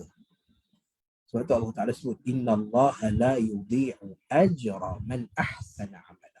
Allah Taala tidak akan sia-siakan usaha orang-orang yang berusaha. Okay, so itu Allah Subhanahu Wa Taala sebutkan pada kita. So nanti kita tengok apa ganjaran yang Allah Subhanahu Wa Taala jadikan bagi kepada mereka dan apa sebab turunnya ganjaran. Sebab kadang Allah Taala suruh bila dah datang kewajipan kita taat. Okey, kita tahu kita dapat pahala, tapi kenapa sampai Allah Taala bagi ganjaran, dan ganjaran dia pula bukan main-main punya ganjaran. Ganjaran dia adalah ganjaran yang kalau kita dengar ni kita kata dahsyat ganjaran ni. So kita nak tengok ganjaran apa, kita akan tengok pada sesi yang akan datang, dan kita akan tengok juga sebab kenapa Allah Ta'ala ceritakan tentang ganjaran ini. Lalu sebelum kita tangguhkan perkongsian kita pada petang ni, kita nak buka untuk soalan-soalan. Siapa ada soalan? Ada orang ada soalan ke? Kira pilihan raya dah tu Ustaz. Apa tu pilihan raya? Bila nak lantik? Ya. Nak lantik khalifah. Okey. Pada zaman Nabi pada zaman Khalifah Rashidin, orang nak lantik khalifah dengan menggunakan undian. Okey, lantik khalifah dengan undi dengan undian. Okey, di mana nak lantik Khalifah Uthman bin Affan pada waktu itu ada dua calon, Ali bin Abi Talib dan Uthman bin Affan. Okey, dan SPR pada waktu itu dipimpin oleh Abdul Rahman bin Auf. Abdul Rahman bin Auf. Bin Auf je, tak ada Al. Abdul Rahman bin Auf. Okey, lalu asalnya ada 6 calon termasuk Abdul Rahman bin Auf. Ada 6 calon, lalu ada orang tarik diri. Ada orang yang Umar bin Khattab tak benarkan dia bertanding, anak dia tak boleh nak masuk jadi calon. Walaupun Abdullah bin Umar antara asyaddun nas ta'assiyan bi Rasulillah. Tak ada orang yang ikut sunnah Nabi SAW seperti mana Abdullah bin Umar radhiyallahu taala anhuma.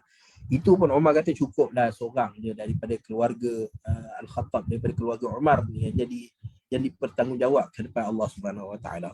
Okey, Sa'ad bin Abi Waqqas tarik diri. Siapa lagi tarik diri? Zubair bin Al-Awwam tarik diri. Semua ramai yang tarik diri daripada maka tinggallah yang terakhir Ali dan Uthman bin Affan. Maka bagaimana para sahabat memilih Ali dan Uthman? Maka dihimpunkan para sahabat dihimpunkan orang ramai dekat Madinah Al-Munawwarah, dekat Masjid Nabawi. Lalu mereka mengundi nak pilih siapa, Ali ke Uthman, dan Uthman dapat majoriti. Okay, Uthman dapat majoriti, maka lepas Uthman dapat majoriti ni, maka barulah ada ijma' para ulama yang mengatakan bahawa manusia yang paling baik adalah Nabi SAW, kemudian datang Abu Bakar As-Siddiq, kemudian Umar bin Khattab, kemudian Uthman bin Affan, kemudian Ali bin Abi Talib, mengikut hierarki kekhalifahan mereka. Okay, dan bagaimana mereka adalah dengan undian. Okay, so mengundi ni dia bukan salah. Ada orang dia salah faham. Dia salah faham konsep demokrasi dengan undi. Demokrasi ni rekaan Rom. Okey, rekaan orang-orang Rom. Ini demokrasi. Orang-orang Aristotle, Socrates, geng-geng itulah, Plato. Okey. So itu demokrasi, ciptaan Rom. Tapi undian ni adalah benda yang sama. Nabi SAW bila Nabi nak keluar pergi perang Badar, Nabi tanya dulu, wahai para sahabat, kamu setuju tak keluar? Okay, bila para sahabat kata, okey, kami setuju perang wahai Rasulullah, la in sirta fi birkatin min Ramadan lanasiranna ma'ak. Kalau kamu lalu dekat kolam yang ada api pun, kami akan lalu dekat situ wahai Rasulullah. So mana orang setuju? Bila majoriti dah setuju, okey, pindah. Tapi sampai dekat Badar, ada orang tak setuju, wahai Rasulullah, kenapa pilih tempat ni? Adakah tempat ni wahyu daripada Allah Subhanahu Wa Taala? Nabi kata bukan wahyu. Maka sahabat kata, majoriti kata, okey, kita pindah tempat lain wahai Rasulullah. Nabi kata okey, undian kata pindah tempat lain, maka pindah tempat lain. Dalam peperangan Uhud pun sama. Nabi SAW nak keluar pergi perang Uhud. Okey, Nabi sendiri berpandangan bahawa kita bertahan di dalam kota Madinah Al-Munawwarah. Tapi undian majoriti menunjuk memilih untuk bertahan di luar kota Madinah Munawwarah. So Nabi ikut undian. Okey, dengan syarat dia tidak undian ni dia bukan bebas secara total, tapi undian yang duduk dalam kerangka syariat. Okay, demokrasi ni masalah dia adalah kerana tidak syariat. Okay, katalah satu hari nanti kita kata, okay, boleh tak kita tukar agama Islam bukan agama rasmi lagi. Agama Islam bukan agama persekutuan. Okay, majoriti kata okay, tukar. So masalah. Apabila Islam dibuang, okay, macam contoh, apa lagi? Okay, na'udzubillah lah, kata, okay, boleh tak kita percaya pada hari akhirat? Okay, masuk dalam persidangan parlimen. Apa kita nak buat dengan hari akhirat ni? Okay, hari akhirat, kita tak boleh percaya pada hari akhirat. Majoriti kata tak boleh percaya pada hari akhirat. Maka diluruskan usul tidak boleh percaya pada hari akhirat. Ini demokrasi. Demokrasi ni tak ada batas. Demokrasi ni boleh sampai ke tahap kalau majoriti kata tidak ada Tuhan, maka tidak ada Tuhan. Semua jadi etis. So itu jadi masalah. Adapun undian, maka tidak ada masalah. Okay, dengan syarat benda undian yang dilakukan itu, pemilihan yang dilakukan itu pemilihan yang patuh syariah. Okay, yang tidak ada unsur-unsur maksiat, dosa padanya ataupun kemudaratan sekalipun padanya. Okay, so itu perbezaan demokrasi dan undian. Okay. Wallahu a'lam. Ada soalan lain? Tak adalah. Okey, baik. Okey. So, tak ada soalan lain, insya-Allah kita akan sambung kita punya perkongsian kita pada sesi yang akan datang pada waktu yang sama pukul 3 petang pada hari Jumaat. Okey, ada satu mesej. Okey. Assalamualaikum. Ada soalan tak? Ada soalan. Ada soalan, ya, sila. Apa soalannya tu? Okay, soalan dia contohlah berlakunya macam pilihan raya sekarang kan. Satu parti ni letak orang kufar tapi menyokong kepada Islam. Okay. Satu lagi parti kufar ni letak orang Islam menyokong kepada kufar. Jadi antara dua tu, kalau kita tengok dalam Quran, dalam surah Nisa seterusnya, dia akan bercanggah. Dan sebelum ni pun ada dilarang kita memilih pemimpin di kalangan kufar, betul? Jadi situasi ni macam mana Ustaz kita nak buat? Okey. Sebenarnya ni perlukan kepada fatwa para ulama. Okey. Cuma kita boleh bagi panduan sikitlah. Okey, dalam kita nak memilih, okey, dalam kita nak buat pemilihan, kita ada orang kafir yang tidak beriman pada Allah Subhanahu Wa Taala. Dan orang kafir ni dia ada dua jenis. Okey, orang kafir ni dia kafir ni secara umumnya dia ada banyak jenis, tapi kita kira kafir yang dekat dalam Malaysia ni adalah kafir yang muahad ataupun kafir yang ada perjanjian. Okey, kafir ada perjanjian. Dia bukan kafir zimmi yang tunduk bawah kuasa Islam, tak. Tapi dia kafir yang muahad, ada perjanjian dengan orang Islam untuk duduk bersama-sama dengan orang Islam. Okey, dia ada perjanjian. Okey, so kafir ni dia ada dua jenis. Kafir muahad ni ada dua jenis. Satu yang ada kecenderungan kepada Islam. Cenderung pada Islam. Okey, maksudnya walaupun dia kafir, tapi bila dia masuk dalam parlimen, orang kata, okey, kita nak mengundi untuk Islam. Okey, terima tak Islam? Dia kata, okey, saya terima Islam. Okay, walaupun dia kafir, tapi dia cenderung pada Islam. Tapi ada kafir yang tak cenderung pada Islam. Okay, tak cenderung pada Islam. Okey, maka sudah tentu kita pilih yang ini. Okey, berbanding dengan yang ini. Okey, tapi masalah dia kalau dua-dua cenderung pada Islam. Ini masalah dia. Okey, dua-dua cenderung pada Islam ataupun kita ada situasi di mana kafir muahad yang cenderung pada Islam, kemudian kita ada seorang Muslim. Okay, Muslim. Mana nak tulis Muslim? Muslim. Ini satu masalahnya sekarang. Okey. Kafir yang muahad yang ada kecenderungan pada Islam dan satu lagi seorang Muslim. Okey.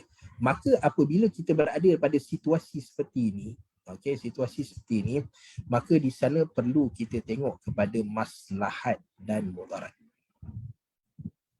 Okey. Maslahat dan mudarat. Okey, katalah dia ni Muslim dan kita nak lantik pemimpin, kita nak pilih seorang Muslim. Tapi Muslim ni Muslim yang tak jaga agama, yang tak ada ciri kepimpinan. Okey, yang mana kalau kita lantik dia Muslim ni jadi pemimpin kita pada waktu tu. Okey, ni cerita dalam konteks pilihan raya sebab kita dalam konteks Malaysia ni kita ada pemimpin tertinggi kita mesti seorang Muslim. Okay? Tapi kalau kita nak lantik pemimpin yang bukan Muslim untuk jadi pemimpin tertinggi, maka sama sekali tak boleh. Okay, walaupun Muslim tu dia lemah, dia tak ada ciri kepimpinan, kita tetap kena utamakan dia. Tapi ni cerita tentang pilihan raya yang kita nak. Dan saya bukan bagi fatwa, ni sekadar panduan je. Okay? Kalau kita ada Muslim yang tak ada agama, yang tak ada ciri kepimpinan, yang yang akan bawa mudarat lebih, walaupun dia ada maslahat, tapi dia akan bawa mudarat yang lebih besar daripada maslahat yang dia ada. Maka pada waktu tu kita ambil orang yang ada kecenderungan pada Islam. Kafir muahad yang ada kecenderungan pada Islam. Tapi kalau dia ni seorang yang beragama, seorang yang hebat kepimpinan ni, seorang yang ada serba-serbi yang diperlukan untuk jadi pemimpin, walaupun muahad ni cenderung pada Islam, maka wajib untuk dipilih seorang Muslim. Okay? So dengan kata lain, kita tengok kafir muahad dan Muslim ni, kita tengok dia punya kedudukan ni. Okay? Kita tengok dia punya kedudukan ni. Okay? Kedudukan dia pada asalnya Muslim ni lebih tinggi. Wala yaj'alallahu lil kafirina 'alal mu'minina sabila. Tak ada orang yang boleh mengatasi orang Islam. So dia dah menang 1-0 dulu dah lawan orang kafir. Okay, tapi kemudiannya tengok dari segi akhlak, dari segi kebolehan memimpin kosong. Orang kafir ni nombor 1. Okay? Tengok dari segi apa lagi. Dan bila kita kira, kita buat perkiraan, kita kata, oh, kalau ambil Muslim ni boleh rosak. Boleh rosak. Mungkin akidah orang Islam boleh rosak. Tapi kalau ambil kafir ni mungkin lagi ramai orang masuk Islam. Okay, so waktu tu kita tengok kita tengok situasi. Sebab tu bila kita nak mengundi ni, maka saya cadangkan jangan tengok parti, tapi tengok calon. Saya cadangkanlah, tak nak tengok parti tapi tengok calon. So calon kita, kalau calon Muslim, sebab biasanya orang yang diketengahkan, katalah kita ada Muslim yang diketengahkan ini bukan Muslim yang yang tepi jalan, Muslim yang main-main pilih, Muslim yang ada ciri kepimpinan. Kalau tak, dia tak diketengahkan. Okay? Sebab tu saya lebih suka kalau kita nak pilih semua pemimpin Muslim. Okay? Tapi ada situasi dan keadaan yang mana kita tahu kalau pilih orang Muslim ni, walaupun dia mengaku beriman pada Allah SWT, tapi kadang-kadang mudarat dia lebih besar daripada manfaat yang dia bawa. Okay, dan mudarat dia pula mudarat yang memang hakiki mudarat dia. Okay, maka dekat situ mungkin kita ada cara lain untuk ni. Tapi walau bagaimanapun, sentiasa utamakan seorang Muslim. Sebab Allah Subhanahu Wa Taala sebut wala yaj'alallahu lil kafirina 'alal mu'minina sabila. Tetapi Allah Taala juga sebut di dalam Al-Quran, la yanhaakumullahu 'anil ladina lam yuqatilukum fid din wa lam yukhrijukum min diyarikum an tabarruhum wa tuqsitu ilaihim. Allah Taala tidak pernah melarang seseorang daripada kamu dengan orang-orang yang tidak beriman pada Allah Taala untuk berbuat baik pada dia dan berlaku adil pada dia. So berlaku adil kalau dia ada kelayakan berbanding dengan lawan-lawan dia yang lain. Okay, maksudnya lawan dia memang tak nampak langsung ciri kepimpinan. Kalau ada, ambil Muslim. Tapi kalau tak ada langsung dan nampak pula mudarat, mungkin mudarat dia lagi besar daripada manfaat dia, okey, maka pergilah untuk berlaku adil kepada orang-orang yang syarat dia ada kecenderungan pada Islam. Tapi kalau nampak permusuhan daripada Islam, walaupun dia hebat macam mana pun memimpin, maka tidak dibenarkan sama sekali untuk kita pilih pemimpin seperti itu. So payah sikit kalau soalan yang berkaitan yang spesifik seperti ini. Dan soalan ini sepatutnya kita bagi kepada setiap pegawai daerah, pegawai agama Islam daerah. Okay, dia ada pegawai agama Islam daerah PAID.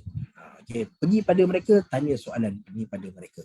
So mereka lebih mengetahui benda yang kita tak tahu. Sebab kita tahu benda yang zahir, apa yang orang ni sebut masa dia punya kempen, apa orang ni penampilan dia macam mana, kita punya ni limited. Tetapi pegawai-pegawai ni mereka ada akses yang boleh membantu kita untuk kita pandang dari sudut agama lah.